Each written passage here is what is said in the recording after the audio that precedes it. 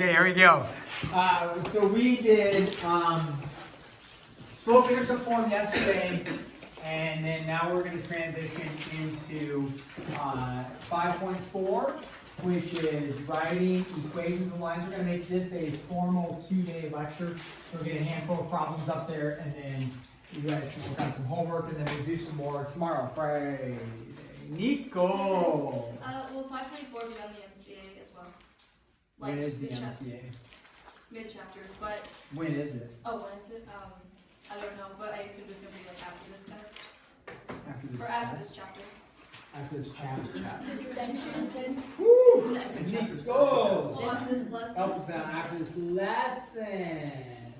That's what you call it. Now we're talking. After this lesson is... I don't know, yeah. When should we do an MCA? You I thought it was going to be over chapters 1 through 3. End of the chapter. End of the book. End of the book. Oh wow, one giant MCA to rule them all. No. Like the MCA for this. Madeline says no. At the end of the what? At the end of the book.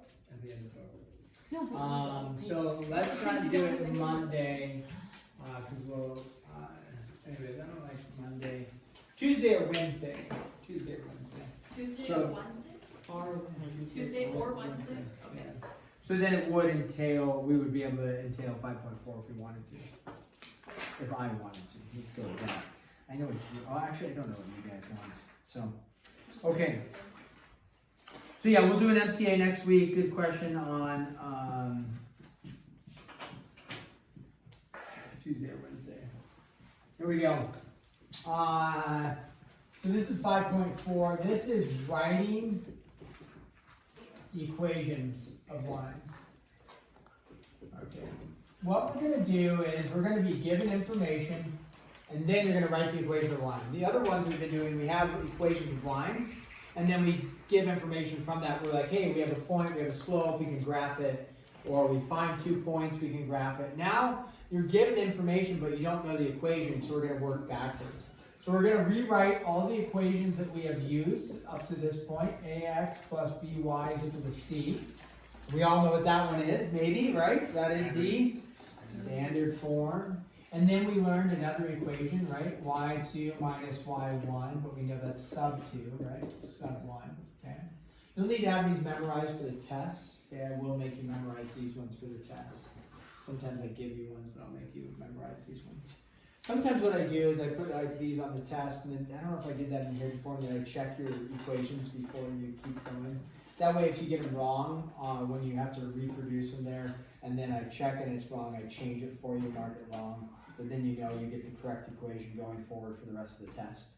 That way, you don't mess up the same problem over and over and over. So, I may do something like that. Then yesterday we did y equals mx plus b, which is slope intercept, right? Slope intercept. And then today we're going to have something called point slope form, and it's this one. And it looks like this, which is actually very similar to slope format, except you bring your x's to the other side and multiply them by the m value there. And there's a reason why we only have y1 and x1 instead of x2 and y2 is because in point slope form, you would be plugging in 1 point with a slope. You're not going to actually plug in 2 points typically. If you're plugging in 2 full points, you would just use slope formula. If you're just plugging in 1 point, and we'll do an example, you would just have the x1 and y1 you're plugging into. So we'll talk about that. Okay, so again, our goal for today is understanding how do you take information for a line and turn it into an equation. Okay, that's what we're going to be doing. So this is, and then usually the format they have you put it in for these ones is they're going to end up leaving it in slope intercept form, but it'll tell you that. So the information, let's just jump into some examples.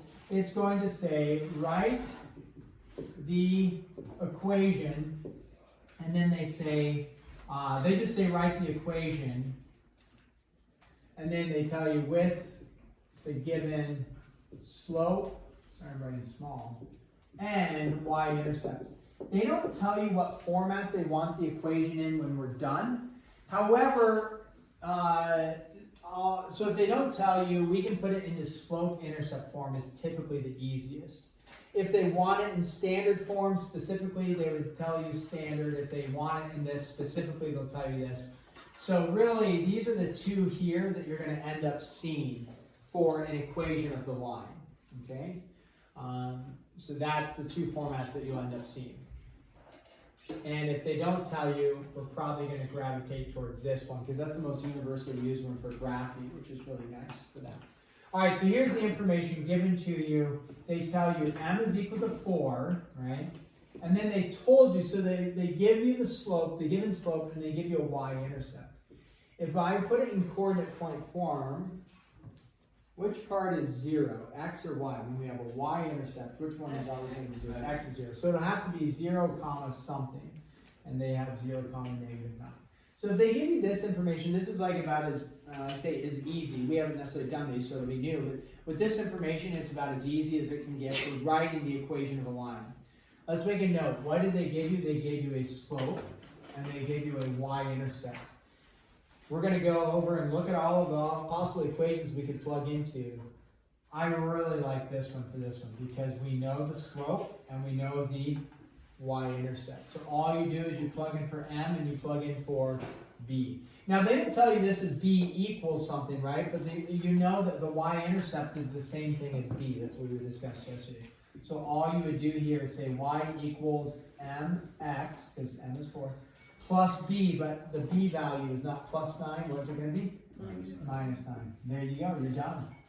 That's all you have to do. So those ones are pretty, like, very straightforward. There's nothing else to do on that. This one, let's do this one. M is equal to negative 3/2, and then 0, 0. So same thing, slope and y-intercept. So go ahead and write the equation, check with your cheat mate next to you and say, hey, what did you get? I wrote this. Kind of base it off of what we did on number 1 and then see if you can do that one. Again, not that it's like super extreme.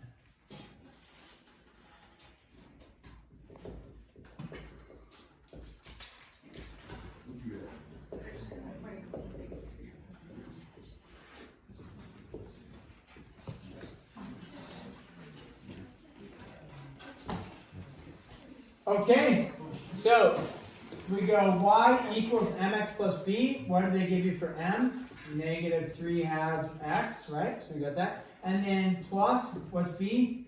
0. I'm not going to mark you wrong if you do that, but that's cumbersome notation, if you will, excess notation. What you really want in the end is what? Just negative 3/2 x. That's what we want. If you write plus 0, I'm not going to mark you wrong. Okay, but try to aim for, okay, if we add 0 to anything, it doesn't change it, so we're just going to write that. That's it for that. Now, what happens when you're given a line?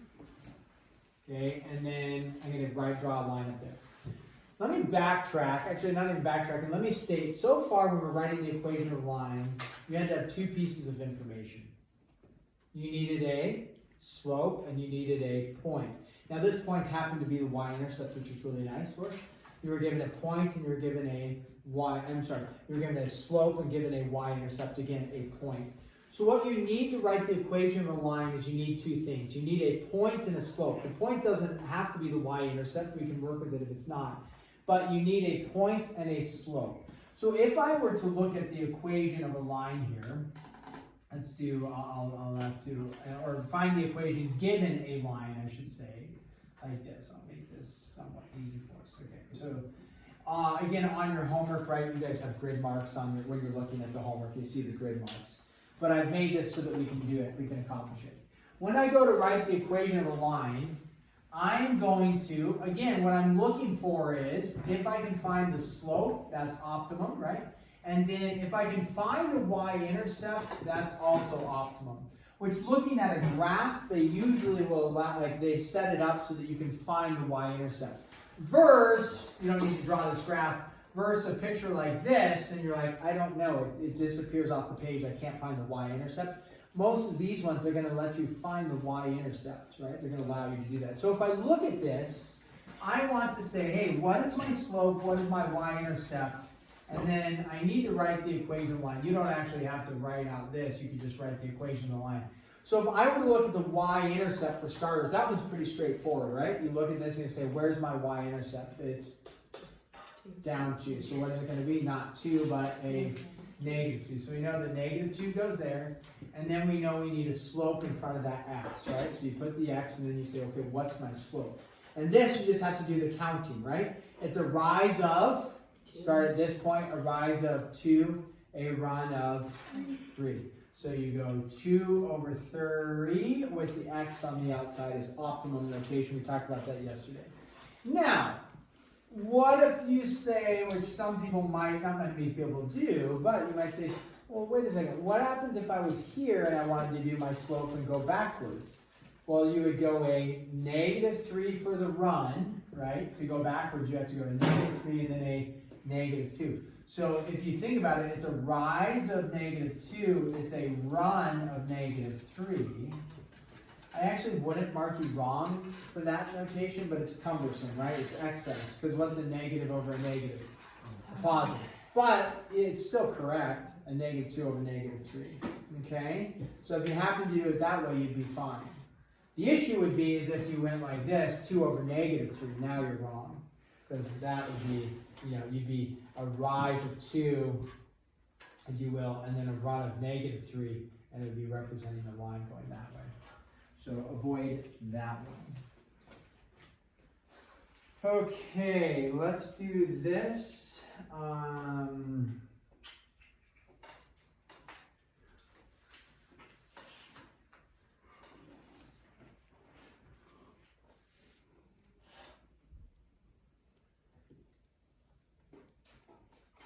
Use the points.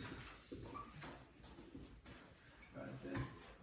3, 4, and let's go with 5, 1 to find the equation of a line. Okay.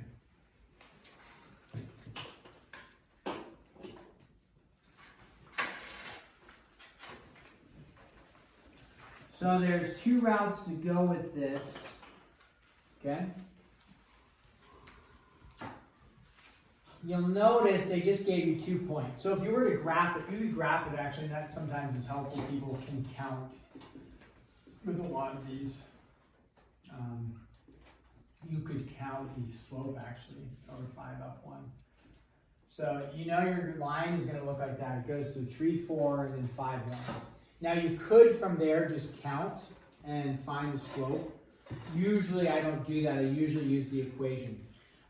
Let's just think about this. What we need to write the equation of a line is we need the point, we need a point, and we need a slope. Now, we have been given the y-intercept point, the y-intercept point, the y-intercept point. In this case, we don't have the y-intercept. You could try to graph it and look for it crosses the y-intercept. We're not going to do that. We're going to go just finding a slope and then using a point that they gave us and then going from there. So with this, what we're missing is you need a point and a slope. We're missing the slope. They gave you a point. They actually gave you 2. So the first thing you're going to do is find the slope. And we're going to use the equation. Slope is, let's go 4 minus 1 over 3 minus 5. It would make a lot of sense that you end up with a 3 over a negative 2. It would make a lot of sense that you have a negative slope based off of our picture. As we all know, negative slopes are going downhill or descending or falling in the 4th quadrant. So we know, yep, negative slope.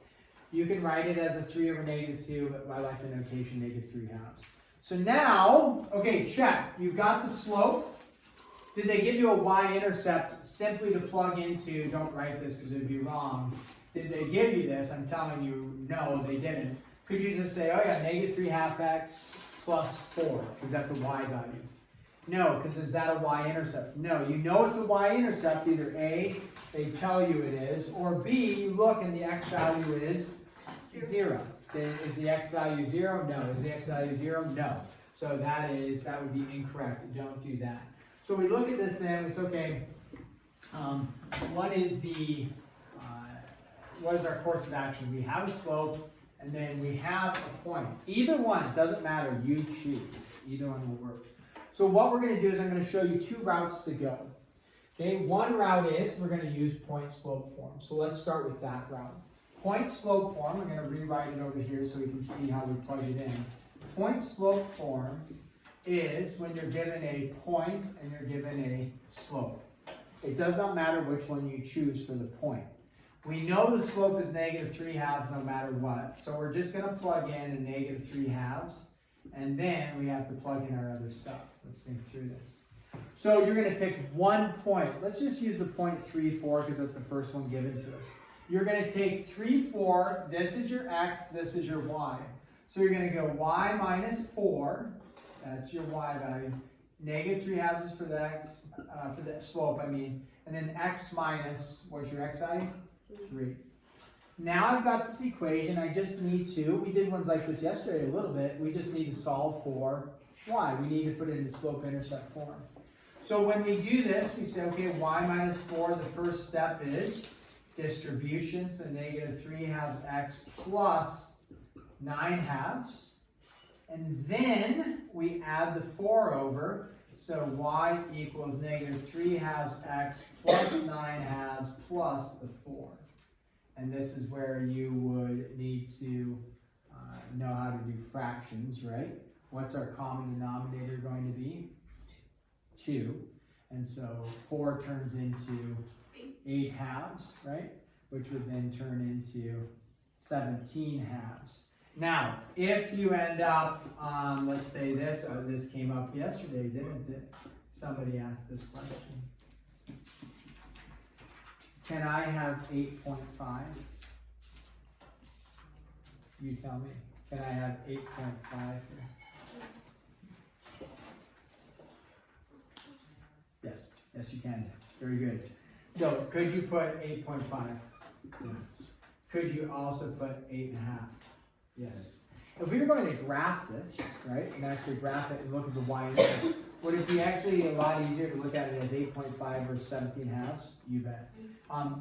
When I do it though, I'm not graphing it right now. I'm just going to leave it as 17/2 because I'm not graphing it. If you're going to graph it though, 17/2 would be much easier to convert to a decimal, right? You're going to convert it anyways, or 8.5 or 8.5. So either one of these is going to work. That's fine. Or leave it as 17/2. That's fine too. Okay. So all three of those will work. I'm going to just leave it as a fraction for that. Okay, so we took our slope, which we found, and then we plugged it in with the point. Guess what? If you choose 5, 1, do you think you'll end up with the same answer? You should, because the equation of the line here represents every point on the line. Let's just double check it. Since it's a 2-day lecture, we got a little bit of time. Let's double check it, but with the other point. Y minus, we take our y value 1 equals -3/2, which was our slope, x minus 5, right? There's our x value 5. When we do this, we'll go y minus 1 is equal to -3/2 x plus 15/2, and then you add 1 over. You add 1 to both sides, and you would get a common denominator of 2, and then it's 17/2, because it would be 2 over 2 plus 15 over 2, which would be 17/2. If you struggle on the fraction thing, you got to go and review it a little bit, okay? Or you say 7.5 plus 1 is 8.5. That works as well. You could do it that way. Okay, so point slope form. That's what we did for these two. We showed you how either point works. You first find the slope and then either point works. What if you don't choose to do point slope form? Okay, could you do a different format? Well, either way, what you're going to need to do is you're going to need to find the slope first. You have to have a slope. So first we find the slope, perfect. Now the other form we could actually plug into is y is equal to mx plus b into our slope-intercept form. What we don't have though, right, we do have the slope. What we don't have is our y-intercept, which we did over here, right? Y-intercept, easy to plug in. Here, did they give you the y-intercept? No. Now, we already know it from here. It's supposed to be 17/2. But if you didn't go this route, we don't know what it is. So we say, okay, I have the slope. That's negative 3/2. The issue is I don't know my b value. When you look at all the equations of lines, come over here, what do I have? I have a y equals mx plus b, right? So I've got a y and an x, but I know my slope, I know my y-intercept. I know my slope, I know my y-intercept. I know my slope, I know my y-intercept. I know my slope, I know my y-intercept. So, what am I missing? I don't know my what?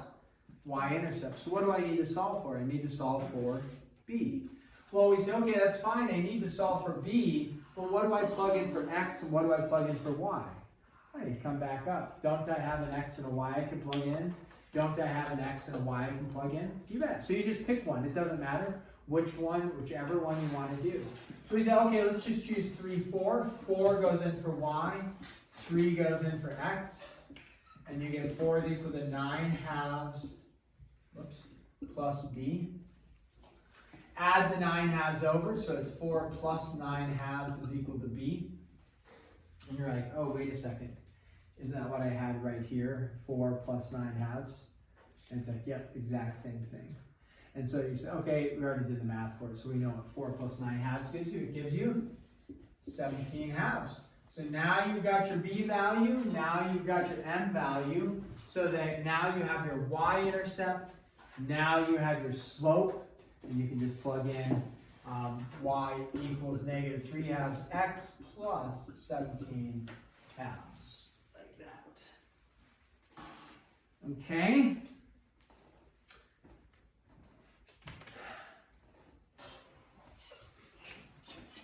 Let's just stop there so we can give you like 19 minutes. We will do a couple more problems. There's not actually a whole lot more to do. We've kind of covered most of it. So, but tomorrow we'll do a couple more problems with a little bit different types of information maybe, and then work on it in class again tomorrow. Okay? Also giving you time to study up for the MCA, which, I mean, I guess we could do it Monday, but would you rather have it Tuesday? Yeah. So you're not studying for it over the weekend maybe? Okay. So we can do that MCA on Tuesday is fine.